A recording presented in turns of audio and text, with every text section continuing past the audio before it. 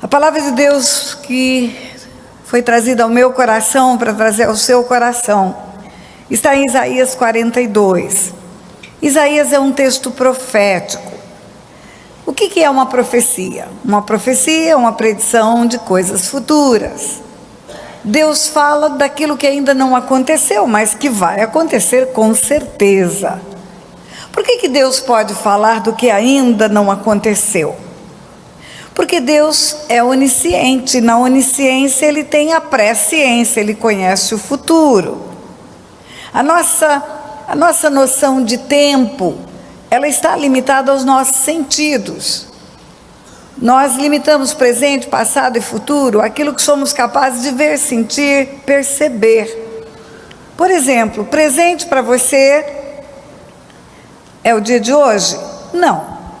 O café da manhã, o almoço já é passado. Presente é este momento só. O primeiro culto onde eu ministrei já é passado. Nós já estamos no segundo culto. Então, a nossa noção de presente está limitada à nossa capacidade de percepção das coisas. O pêndulo do relógio não faz vai e vem, é vai e vai, vai e vai. Esses primeiros momentos onde você viu primeira news, nunca mais voltam na sua vida, nem na minha, já virou passado. O futuro, para você, é uma incógnita. Você não sabe o que vai acontecer no dia de amanhã. Você sabe que eu tive uma experiência de uma queda numa viagem do Japão, estava numa tipóia. Eu caí numa bobagem de um desnível de 10 centímetros, mas foi o suficiente para me imobilizar para muita coisa. Cirurgia, uma tipóia horrorosa, eu dizia que era jurássica, e o meu médico dizia que era uma Ferrari. Deus me livre daquela tipóia de novo. Mas tudo isso aconteceu por quê? Porque eu não vi algo que ia acontecer. Se eu soubesse que cairia, eu não teria caído, eu teria prevenido a queda. E o passado? O passado, ele fica limitado na nossa memória a vagas lembranças, coisas boas, coisas ruins. Eu tenho 69 anos, e se eu sentar para contar a minha história para você, eu conto tudo em 3 horas. Mas como que você bota 69 dentro de 3? Se um dia tem 24. Mas eu não lembro de tudo. Eu lembro do que é mais importante, ou pela tristeza, ou pela alegria, ou pelo fato marcante que aconteceu. Eu não lembro, por exemplo, que roupa eu vesti na segunda-feira passada. Eu não lembro o que eu comi no almoço de um mês atrás. Eu só lembro aquilo que é forte, marcante, expressivo. No mundo espiritual não é assim. Deus não vê as coisas como nós vemos. Ele vê passado, presente e futuro tudo ao mesmo tempo agora. Tudo que já aconteceu está patente, tudo que está no futuro está patente, tudo que está agora é do pleno conhecimento dele. Por isso que a Bíblia diz, tudo está patente aos olhos daquele a quem temos de prestar contas. Deus pode proclamar o Apocalipse, o final dos tempos, porque Ele já viu o final dos tempos. Imagina que isso aqui seja uma quadra de uma cidade, uma rua que tem um trânsito que flui assim. Imagina que o que você está vendo nessa rua são carros passando assim, virando essa esquina, depois os daqui virarão para cá. Você só tem condição de ver alguns carros que estão na frente. O fluxo é rápido, o movimento é intenso, você não vê tudo ao mesmo tempo. Vê o que te chama mais atenção. Depois que vira a esquina, torna-se passado. E o passado você vai lembrar do carro que chamou mais sua atenção, ou dos carros que chamaram mais sua atenção. Agora você não tem a menor ideia qual é o próximo carro que vai virar a esquina. Se é um carro velho, se é um carro novo, se é um modelo que te agrada ou não, porque você desconhece o que vai acontecer. Mas é como se Deus estivesse vendo aqui do alto. Ele está vendo tudo que passa, tudo que passou e tudo que passará. Ele não é o eu fui, não é o eu serei, ele é o eu sou. Por isso que ele pode dar um prognóstico do que não aconteceu ainda. Ele pode falar do que vai acontecer antes de acontecer. E a Bíblia diz que Deus não fará coisa alguma sem primeiro anunciar aos seus servos, os profetas. Por quê? Será que Deus tem um tititi com os profetas? Não. Ele anuncia os profetas para os profetas serem arautos, serem boca dele na terra. Os profetas profetizam e anunciam para o povo aquilo que sucederá. E eu estou dizendo tudo isso como um preâmbulo para você entender que aqui é uma profecia, é algo que foi profetizado, foi dito, foi escrito, foi declarado 700 anos antes de Jesus nascer. O profeta Isaías nasceu no ano 685 e ele escreve essa profecia quando o Messias ainda não tinha nascido. E é uma profecia que começa assim: eis aqui o meu servo, a quem sustenho, o meu escolhido, em quem minha alma se compraz. Pus sobre ele o meu espírito, e ele promulgará o direito aos gentios. Não clamará, nem gritará, nem fará ouvir a sua voz na praça. Não esmagará a cana quebrada, nem apagará a torcida que fumega. Em verdade promulgará o direito, não desanimará, nem se quebrará, até que ponha na terra o direito. E as terras do mar aguardarão a sua doutrina. Assim diz Deus, o Senhor, que criou os céus, os estendeu, formou a terra, tudo quanto produz, que dá fôlego de vida ao povo que nela está, e o Espírito aos que andam nela. Eu, o Senhor, te chamei em justiça, tomar-te-ei pela mão, te guardarei, te farei mediador da aliança com o povo e luz para os gentios, para abrires os olhos aos cegos, para tirares da prisão o cativo e do cárcere os que jazem em trevas. Eu sou o Senhor, este é o meu nome, a minha glória, pois, não a darei a outrem, nem a minha honra às imagens de escultura. Versículo 9. Eis que as primeiras predições já se cumpriram, e novas coisas eu vos anuncio, e antes que se suceda, eu vou-las farei ouvir. 10. Cantai ao Senhor um cântico novo, o seu louvor até a extremidade da terra, vós os que navegai pelo mar e tudo quanto há nele, vós terras do mar e seus moradores, alcem a voz o deserto, as suas cidades e as aldeias habitadas por Quedar, exultem os que habitam nas rochas e clamam do cimo dos montes, deem honra ao Senhor e anunciem a sua glória nas terras do mar. O Senhor sairá como valente, despertará o seu zelo como homem de guerra, clamará, lançará forte grito de guerra e mostrará sua força contra os seus inimigos.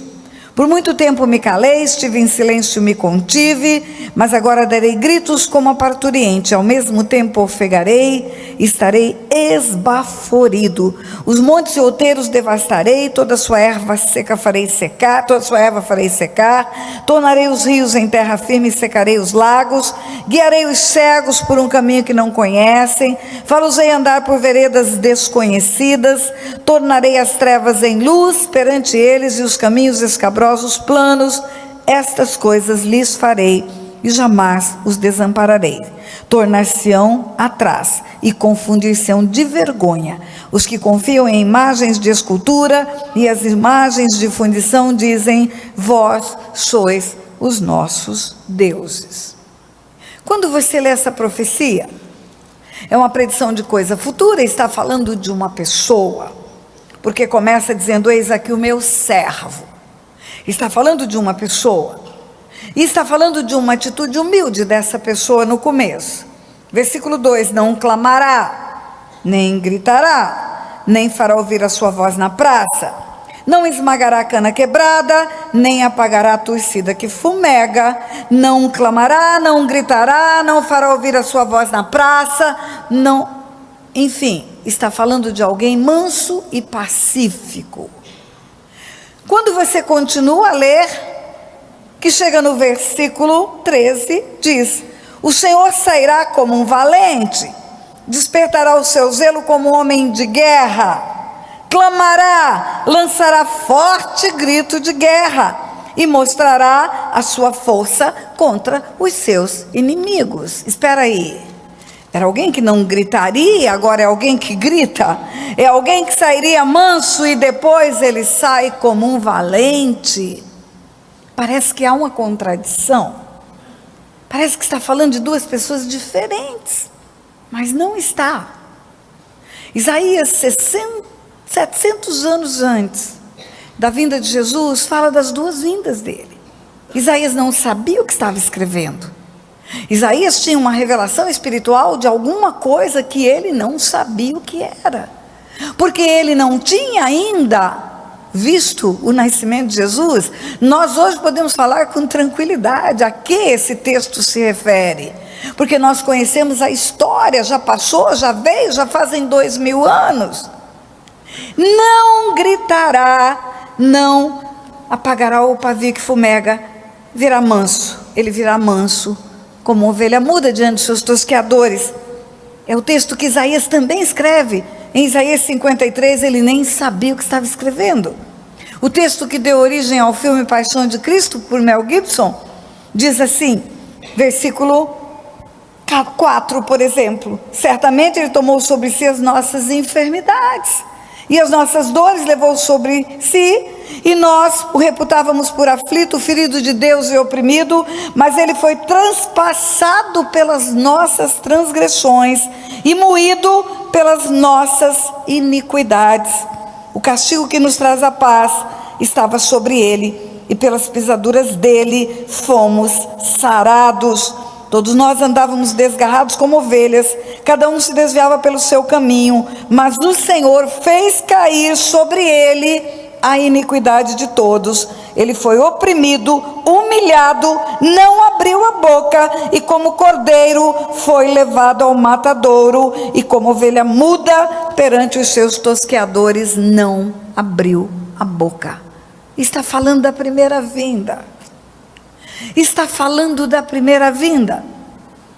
Está falando no Velho Testamento, 700 anos antes da vinda de Jesus, aquilo que Paulo escreve aos Filipenses, no capítulo 2, a partir do versículo 5, que diz: ele subsistia em forma de Deus, mas humilhou-se, tornou-se figura humana.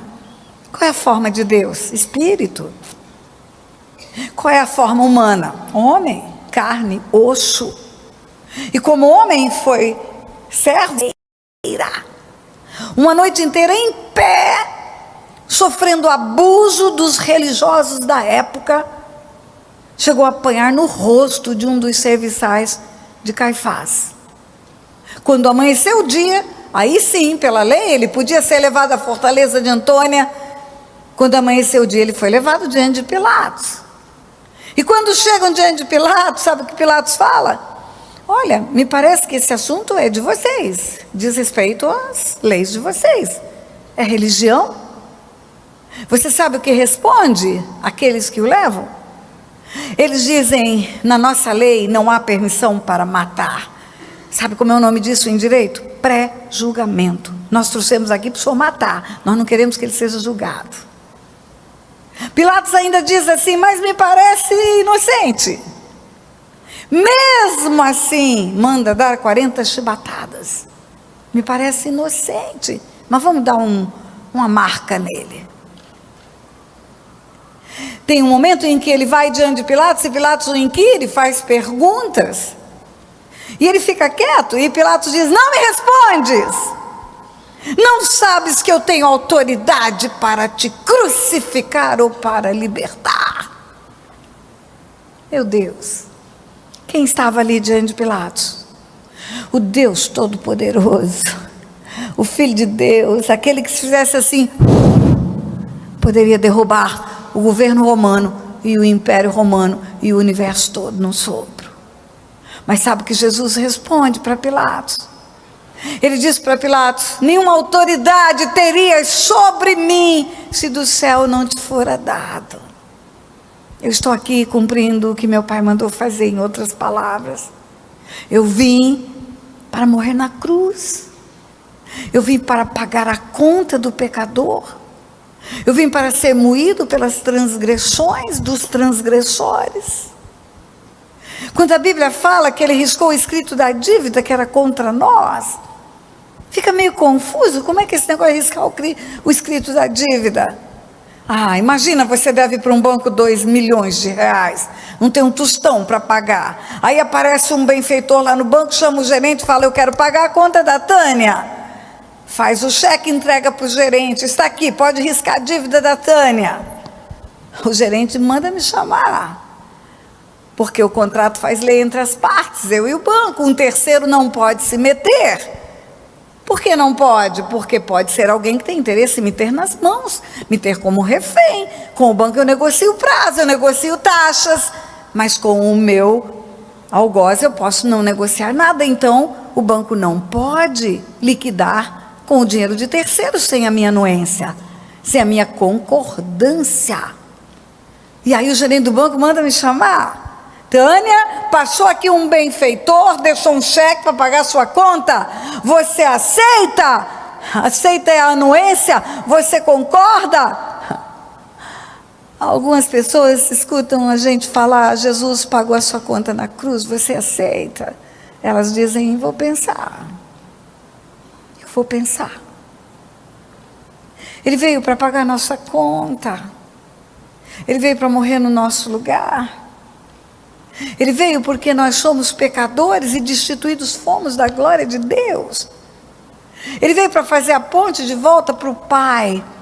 Presta atenção, igreja, todos vão comparecer diante de Deus num tribunal, todos os caminhos levam a Deus, o satanismo leva a Deus, umbanda, quimbanda e tudo que é banda leva também.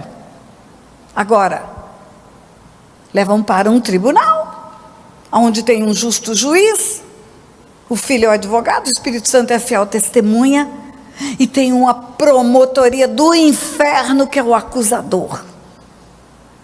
E nenhum juiz sério vai receber uma peça de acusação da promotoria, com provas concludentes, e vai esquecer aquela acusação. Nenhum juiz sério toma o culpado por inocente, em outras palavras. Todos vão comparecer diante de um tribunal, e que dura coisa é cair na mão de um Deus vivo. Mas tem um caminho que leva ao Pai, não leva ao tribunal. Eu sou o caminho, a verdade e a vida, ninguém vem ao Pai, ao Pai, ao Pai, ao Pai, ao Pai, senão por mim, ele diz. Queridos, que diferença é chegar diante de um juiz togado para cumprir a lei e chegar diante de papai, Abba, Pai, e só chega diante do Pai quem recebe o Filho. A Bíblia diz, ele veio para os seus não receberam, tantos quantos o receberam, deu-lhes o poder de serem feitos filhos de Deus, a saber, os que creem no seu nome. Quando você chegar diante de Deus, se você recebeu Jesus, se você quis que ele riscasse a dívida que era contra você, se você recebeu esse sacrifício que gerou o sangue, que é a moeda espiritual que anula os teus pecados, você não vai sentar num tribunal, você vai ouvir, vinde benditos do meu Pai, para o reino que vos está preparado desde antes da fundação do mundo. Um dia, só o pastor Otto e meia dúzia que vão dizer amém. Eu vou falar de novo, eu vou te dar chance. Aqueles que receberem Jesus, que receberem o sangue da cruz, para pagar a conta do seu pecado, não vão chegar diante de um juiz, de um grande julgador, mas vão chegar diante de um Pai, que vai dizer, vinde benditos do meu Pai. Oh, melhorou muito. Aplauda esse Deus.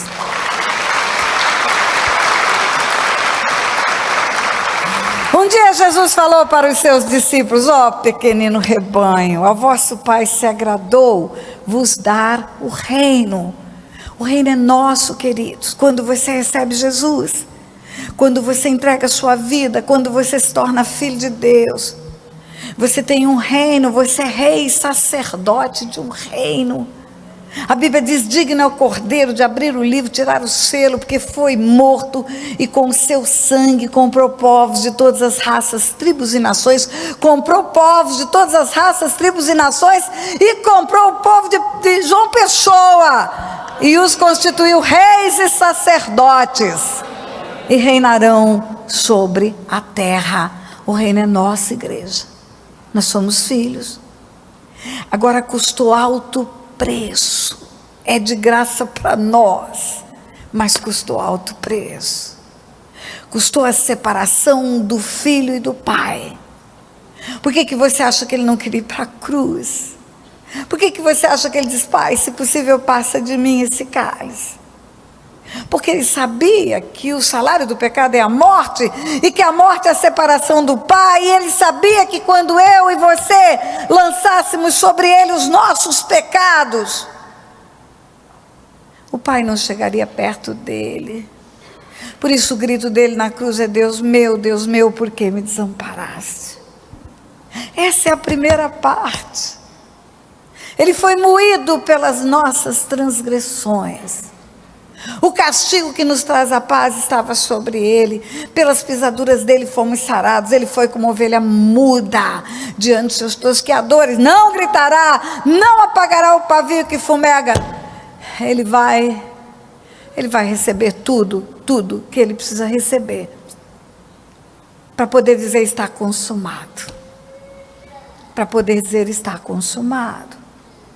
Mas tem a segunda parte. A segunda parte diz que ele sairá como valente, despertará o seu zelo como homem de guerra, clamará, lançará forte grito de guerra e mostrará sua força contra os seus inimigos. Está falando da segunda vinda. Está falando do tempo de vir para reinar, governar e botar abaixo tudo que se levanta contra o Evangelho. Às vezes você escuta prognósticos terríveis pelas coisas que acontecem. Você sabe o que eu tenho no meu coração? Descanse no Senhor, prossiga no que você tem a fazer para propagar o reino de Deus, avance com o Evangelho e espere, porque Deus vai fazer o resto. Deus um dia colocou a mão no peito de Nabucodonosor e destruiu a Babilônia. Deus um dia colocou a mão no peito de Faraó e destruiu o Egito. Deus está no controle, igreja. Presta atenção, a igreja do Senhor tem 2000 anos, 2017 para ser mais exata. Milhares de organizações na face da terra, pastor Estevão, eram poderosas. No começo da igreja, o Império Romano era poderoso. Eu pergunto a você, quem cresceu mais, o Império Romano ou a igreja? Queridos, ninguém segura o que Deus tem para fazer na terra. É o organismo mais poderoso da terra, é isso que você está vendo aqui. É igual bolo, quanto mais bate, mais cresce pão. A igreja do Senhor vai chegar no lugar onde Deus determinou. O que é isso? Virá como um valente, lançará forte grito de guerra, a sua força será manifestada. É aquilo que está em Apocalipse, quando fala da sua segunda vinda. Lá em Apocalipse 19, versículo 11, está escrito assim: isso foi visto, é uma visão que João teve na ilha de Patmos. Foi uma visão. Viu o céu aberto e eis um cavalo branco, e o seu cavaleiro se chama Fiel e Verdadeiro, e julga e peleja com justiça. Seus olhos são como chama de fogo. Na sua cabeça há muitos diademas.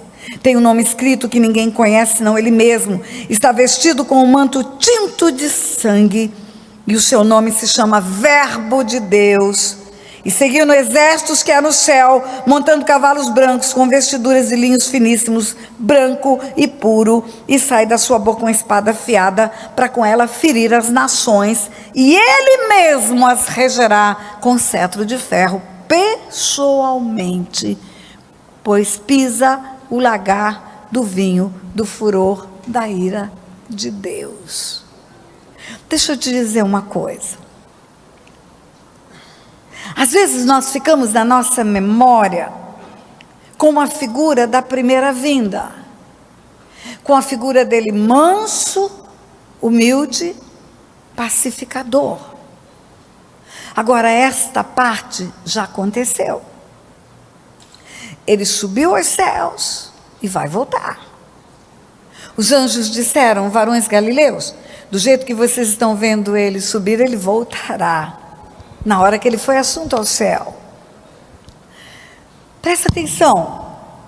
João andou com ele com intimidade. Jesus tinha muitos discípulos. Ele tinha 12 apóstolos. Dos 12 apóstolos, ele tinha 3 mais chegados: Pedro, Tiago e João. Havia uma intimidade maior com os 3.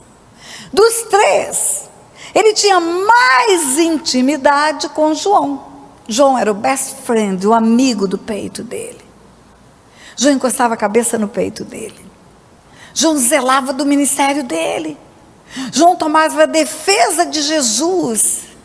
Um dia encontrou uma turma expulsando demônio lá, e ele: Jesus, vou mandar eles pararem, porque eles não estão no nosso grupo. Jesus falou: deixa, se eles estão expulsando demônio, eles estão a meu favor. Outro dia, eles estão passando em Samaria, iam para Jerusalém, e Samaria não quis receber Jesus. Aí João, o manso João, junto com Tiago, fala: Jesus, nós vamos mandar descer fogo do céu em Samaria. Ou seja, vamos destruir Samaria. Jesus dá uma palavra dura para ele. Jesus fala: de que espírito sois? Ele diz: eu não vim para acabar com o mundo, eu vim para salvar o mundo.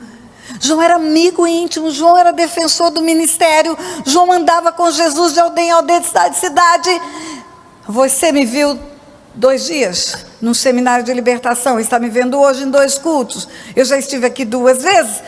Você não vai se esquecer de mim mais, nunca mais. Aquela baixinha que fala sem parar, que tem o cabelo crespo, que tem a boca grande. Pastora Tânia, eu sei quem é.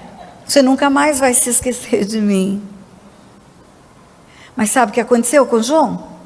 Na ilha de Patmos, quando ele se encontrou com Jesus ressurreto, quando ele se encontrou com um que tem olhos como chama de fogo, pés como de bronze polido, voz como de muitas águas. A Bíblia diz que João diz: e eu caí como morto. Ele não aguentou o que ele viu. Ele que tinha intimidade com Jesus não aguentou o que ele viu. A figura do Cristo glorificado, que vai voltar para reinar sobre a terra, ela é poderosa. Vou falar de novo, ela é poderosa. Ele sairá como um valente, despertará o seu grito como homem de guerra, virá para governo, virá para reger as nações com cetro de ferro. Todos se sujeitarão, todo joelho se dobrará, toda língua confessará que Ele é o Senhor, para a glória de Deus Pai. Agora presta atenção, tem um versículo 9 nessa profecia, que diz assim: eis que as primeiras predições já se cumpriram, e coisas novas eu vos anuncio. E antes que se suceda, eu vou-las farei ouvir. A tradução aqui está: eis que as primeiras coisas já se realizaram, e novas coisas eu vos anuncio, e antes que venham à luz, vou-las faço ouvir. Trazendo para o nosso português coloquial, seria assim: olha, a primeira parte já aconteceu, e antes que aconteça a segunda, eu vou anunciar para vocês. Espera aí, então essa profecia tem 3 tempos. Isaías está falando da primeira vinda, está falando da segunda vinda, está falando do interregno de tempo entre a primeira e a segunda vinda. Se ele estivesse aqui hoje, pregando aqui, ele diria: olha, a primeira parte já aconteceu. Ele já veio, ele já foi para a cruz, ele já dividiu as épocas em antes e depois de Cristo. Mesmo quem não se rende a ele não pode negar que ele veio. Dizem que ele foi um profeta, mas sabem que ele veio. E ele poderia dizer para você: e ele vai voltar. Porque o mesmo Deus que anunciou a vinda dele, anunciou a volta dele. A mesma boca que anunciou que ele viria como ovelha muda diante dos seus tosqueadores, anunciou que ele virá para governo, então ele virá. E aí Isaías podia virar para cá e dizer: por isso eu estou dando conhecimento a vocês. É isso que está escrito no versículo 9. As primeiras predições já se cumpriram e as segundas vão se cumprir. E eu estou anunciando para vocês. Mas Isaías não tinha visto nem a primeira vinda. Ele está anunciando para quem então? Para nós. Ele está anunciando para a igreja deste tempo. A igreja que sabe que ele veio. A igreja que sabe que com um alto preço ele comprou povos de todas as raças, tribos e nações. A igreja que pode pregar boas novas. Eia, o reino de Deus é chegado, arrependei-vos e convertei-vos, porque o reino de Deus é chegado. A igreja que pode abrir a boca e falar, entrega a sua vida para Jesus. Entrega a tua vida para Jesus, porque com Jesus você vai ter uma ressurreição para a vida eterna com Deus. Sem Jesus você vai ter uma ressurreição para a morte eterna. As primeiras predições já se cumpriram e as novas vão acontecer. Eu estou anunciando hoje, é o que Isaías está dizendo. Ele está dizendo para quem? Para mim e para você. Para mim e para você. Para o tempo que se chama hoje. O passado já aconteceu, o futuro estamos esperando e o presente é a igreja que sabe que ele já veio e que anuncia que ele virá. E eu quero dizer para você, igreja, eu me lembro que a última vez que eu estive aqui, no culto da noite, eu preguei sobre as 4 vigílias. Eu preguei que nós estamos na 4ª e última vigília. Eu preguei que é uma corrida de revezamento, onde o bastão é passado de turma para turma. E quando chega no pódio, todos são vitoriosos. Que os que trouxeram o evangelho para a nossa nação, eles foram os primeiros corredores. E que nós somos os corredores da vez. O bastão está na nossa mão. 1517 foi a Reforma Protestante. Outubro de 2017. Farão 500 anos. 500 anos em que o grito do Evangelho está ecoando pela face da terra. Como eram as primeiras igrejas? Como eram as primeiras igrejas dessa cidade, de João Pessoa? Como eram as primeiras igrejas da Paraíba? Quantos pastores perseguidos? Você conversa com os antigos cristãos? A mãe do Otto já faleceu, foi fundadora de igrejas. As casas dos pastores eram apedrejadas, quando não queimadas, pela perseguição ao evangelho. Mas eles permaneceram firmes e eles mantiveram a fé. Eles continuaram levando o bastão. Agora o bastão está na nossa mão. Quando Paulo dizia, ai de mim se não pregar o evangelho. Quando nós aprendemos que tem que pregar a tempo e a fora de tempo. Porque as primeiras predições já se cumpriram. E as segundas vão acontecer muito em breve. Não importa o que você faça para levar o evangelho, mas faça. Não se acomode com a sua salvação sem apregoar boas novas de salvação. Você é testemunha de Jesus nesta terra e ser-me-eis testemunhas. Às vezes eu escuto maneiras de pregar o evangelho que são as mais doidas possíveis, mas tudo vale. Se você ganha almas, tudo vale. Desde que você não peque, claro.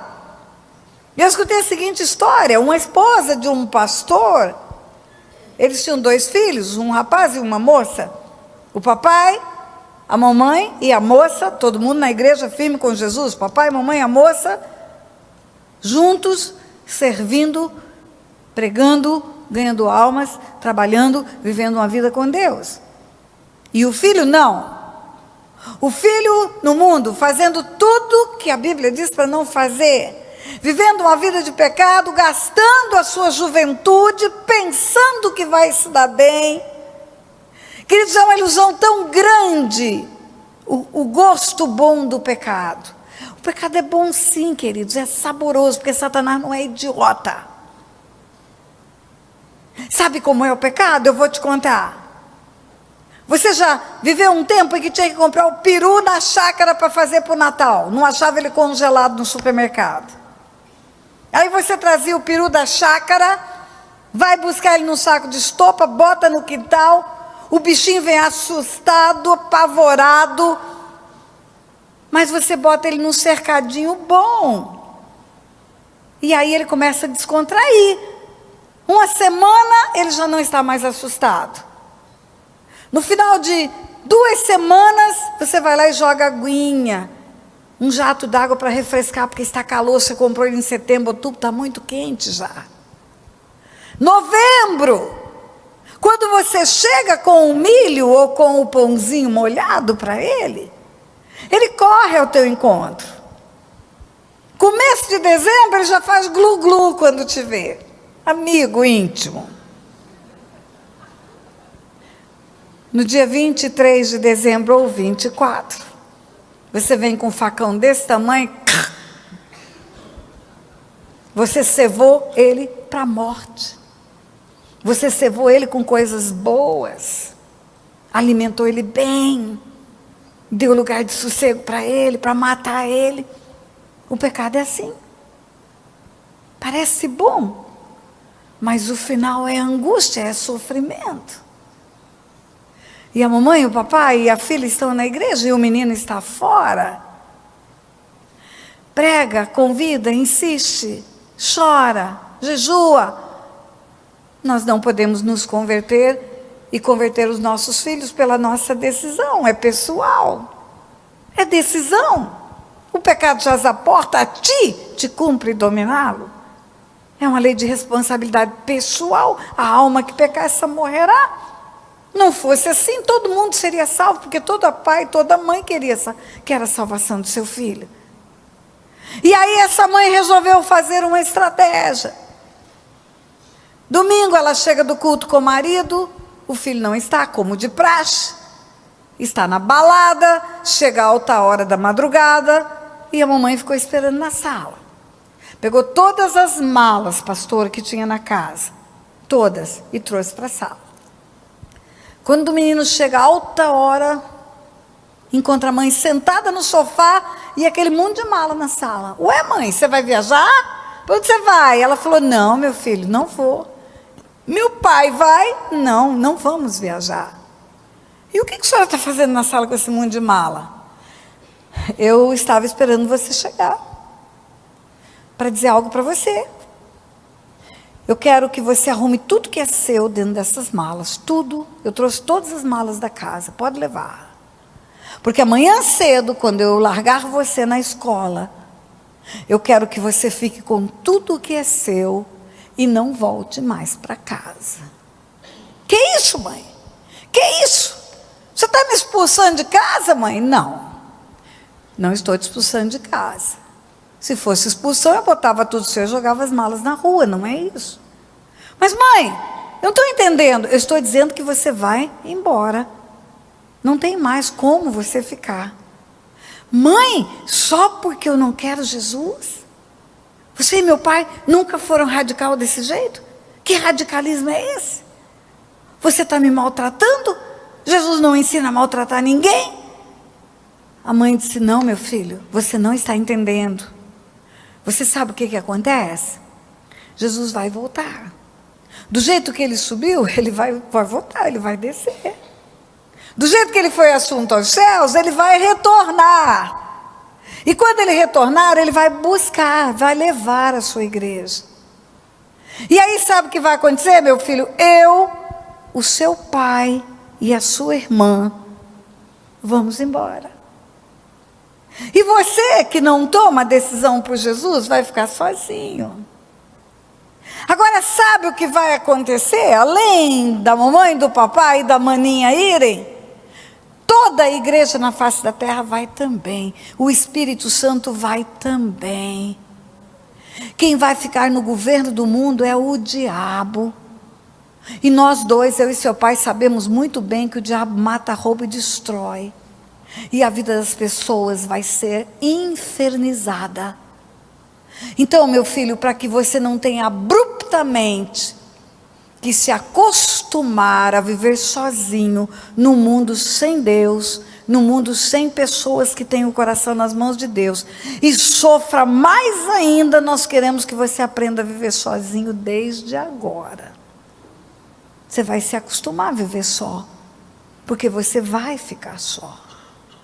É por amor a você que eu estou fazendo isso. E foi dormir, virou as costas e foi para a cama. No outro dia, ela acorda na hora de levar o menino para a escola. O menino está sentado na sala, as malas estão do mesmo jeito, intocadas.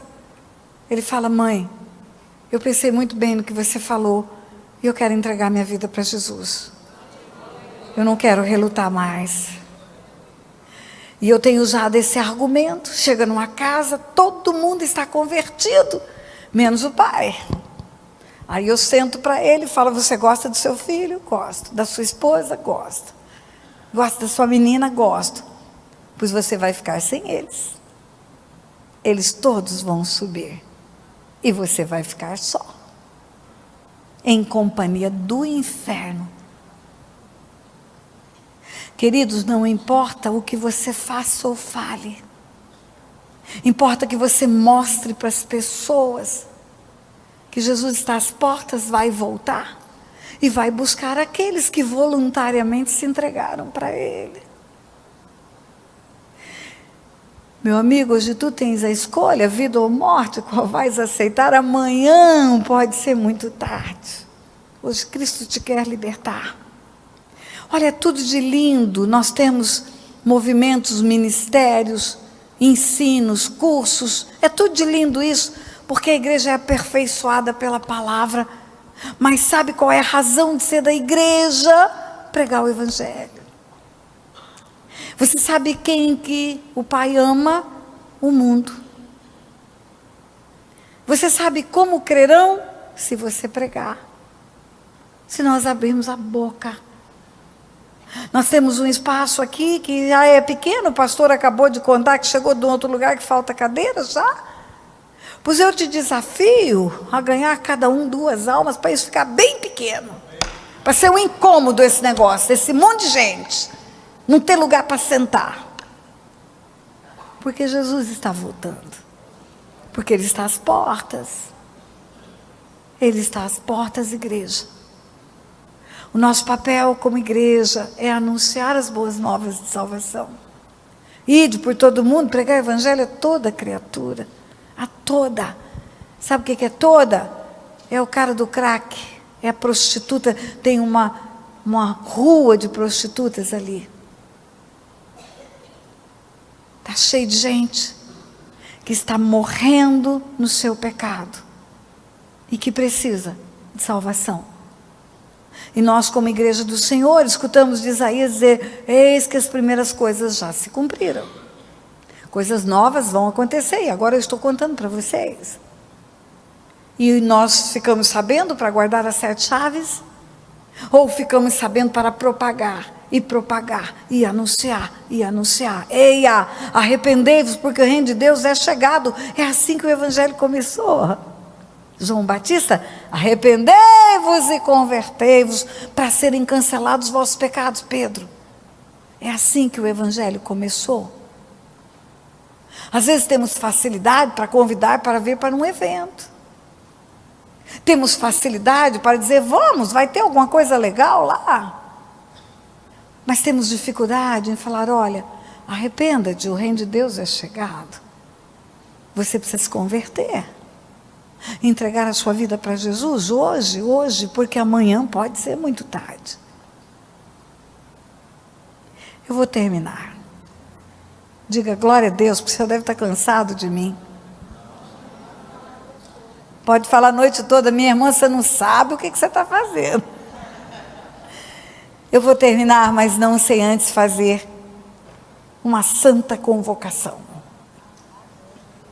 Primeiro, eu quero dar uma oportunidade para as pessoas entregarem a vida delas na mão de Jesus. Não quero botar sua mala na sala. Não quero chegar nesse ponto. Mas eu quero dizer para você que Ele vai voltar. E Ele vai levar todos os que são dele. Todos, todos. O mundo sem a igreja, o mundo sem Jesus, o mundo sem o Espírito Santo, vai ser um caos. Quem trabalha com libertação, como eu trabalho, há mais de 30 anos, pode imaginar o que vai ser o mundo com o diabo no governo. Então, se você quer fazer parte desse povo que vai ser levado, se você quer que o sacrifício da cruz, que foi doído para o Pai e doído para o Filho, valha para a sua vida. Se você quer que Ele pague a sua conta, risque o escrito da dívida que é contra você.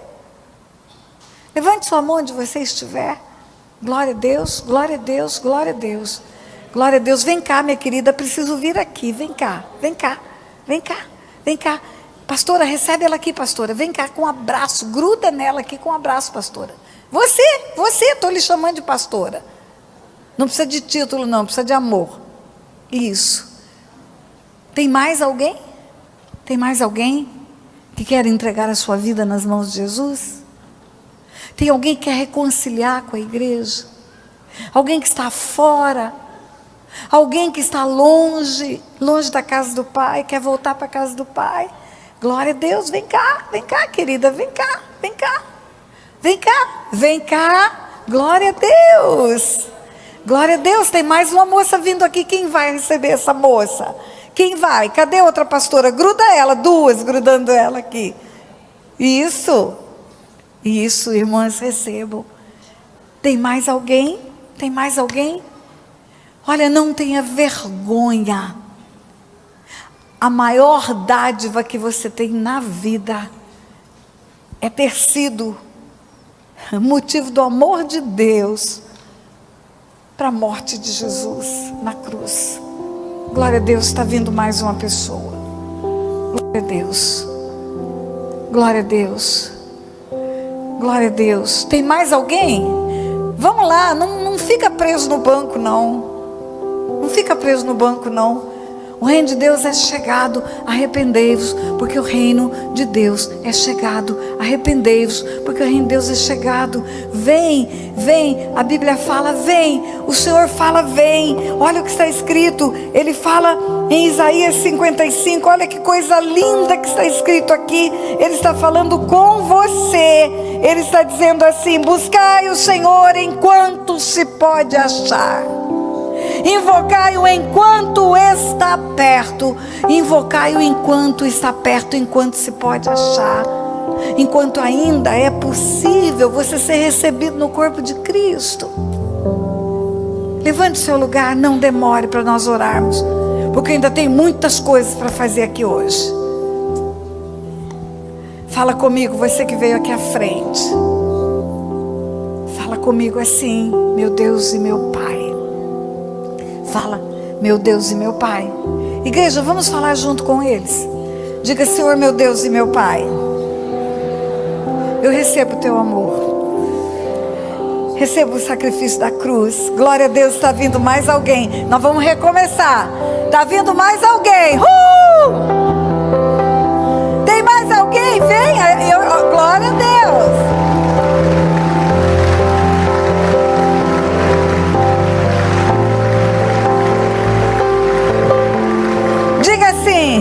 Senhor, meu Deus e meu Pai, eu recebo o teu amor, recebo o sacrifício da cruz, recebo o benefício da... Oh, está vindo mais gente, nós vamos começar de novo. Isso aí, tem mais? Tem mais? Venha em nome de Jesus, venha, não resista. Não resista. Sabe aquele negocinho que está dentro de você? Eu vou. É o Espírito Santo falando: vai. Vai. Eu amarro agora o que está te amarrando no banco. E digo: solta essa vida em nome de Jesus.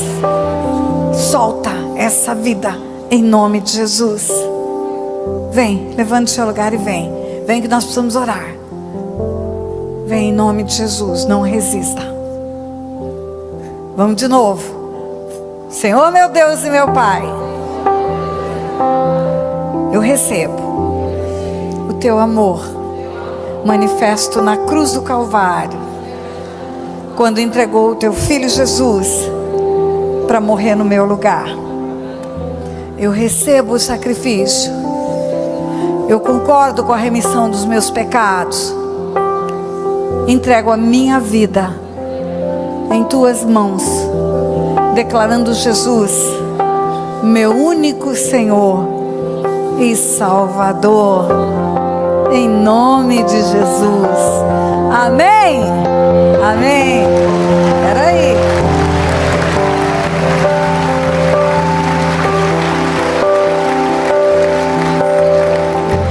Espera aí. Eu vou orar agora. Calma.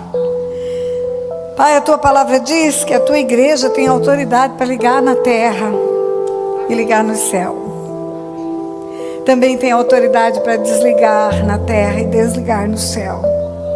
Eu ligo a vida dessas pessoas ao reino da tua luz, Pai. E desligo a vida delas do império das trevas, Pai. Declaro que agora elas têm um senhorio que não é o príncipe das trevas. Ela tem um senhorio que é Jesus Cristo, o Senhor, na vida delas. Em nome de Jesus, peço ao Senhor que escreva o nome delas no livro da vida, Pai. Dê a elas a alegria de um novo nascimento. Dê a elas o teu Santo Espírito, Pai. E a oportunidade, Senhor, de andarem nos caminhos do Senhor.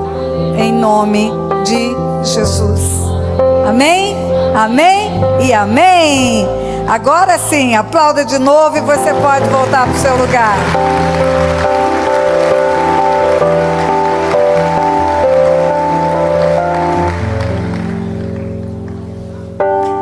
Eu ainda quero fazer algo mais.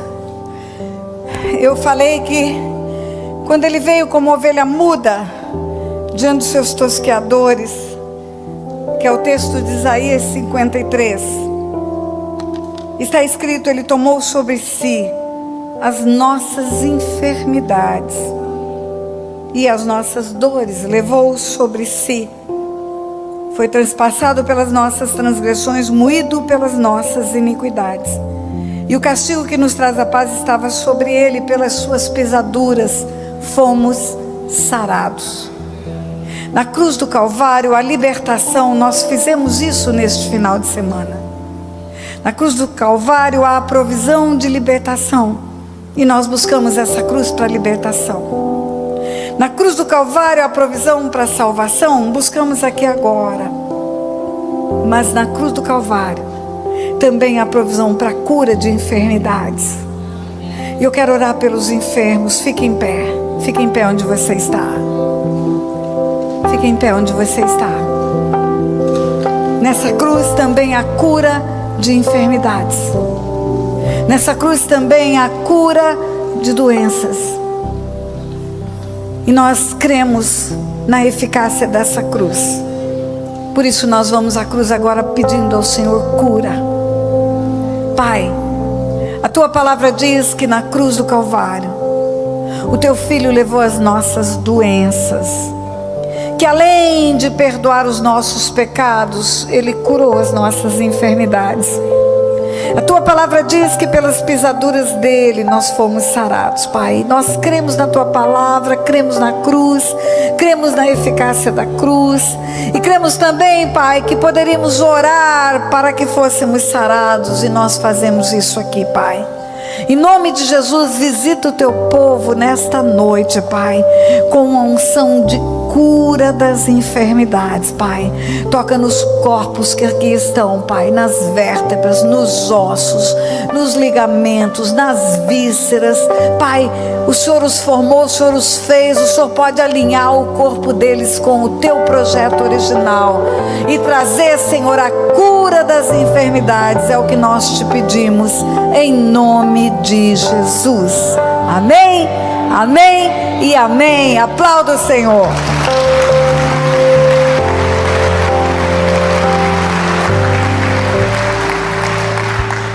Pode sentar. Para terminar, eu quero fazer um desafio. É um desafio, não é um apelo. nenhum convite, é um desafio. Eu sei que quando nós tomamos a atitude, nós estamos dando o primeiro passo de fé para as coisas acontecerem. Deus trabalha na nossa fé. A fé é a certeza daquilo que se espera e a convicção daquilo que não se vê. Eu ainda não tenho, mas eu creio que terei. Eu quero desafiar as pessoas que querem fazer um propósito com Deus, de neste ano ainda, nós estamos no mês de março, de neste ano ainda, ganhar 2 almas para Jesus, pelo menos. Se ganharmos 2, nós vamos triplicar, porque seremos nós e mais 2, seremos 3 igrejas. O desafio de ganhar 2 é o mínimo. Quantas vidas vieram aqui à frente agora? Se você cumprir esse propósito, escolha uma pessoa, comece a orar por ela. E orando por ela, comece a abordá-la. E abordando, fale do amor de Deus.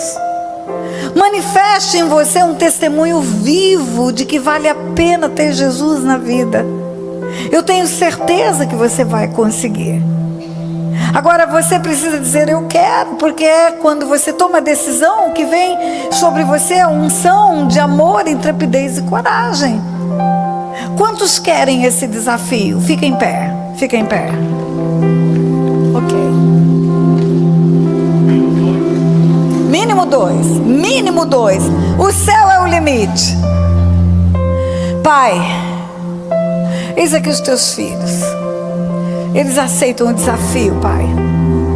Eles aceitam o desafio de usar todos os meios. Usar o WhatsApp, usar o telefone, usar a visita, usar o diálogo, para falarem do amor do teu Filho Jesus para os perdidos, Pai.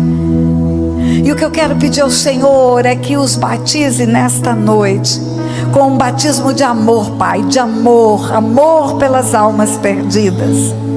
Eu quero pedir ao Senhor que os batize com um batismo de intrepidez, ousadia, coragem, determinação, Pai, para fazerem isto acontecer, Pai. Traz dos altos céus a unção que eles precisam, Pai. Mostra para eles aonde eles têm que ir, o que eles têm que fazer, Pai. E seja o teu Espírito Santo que vai testificar cada palavra que eles lançarem, Pai, para que eles possam ter a alegria de trazer vidas para o Senhor, Pai, em nome de Jesus. Você diz amém? Uhul!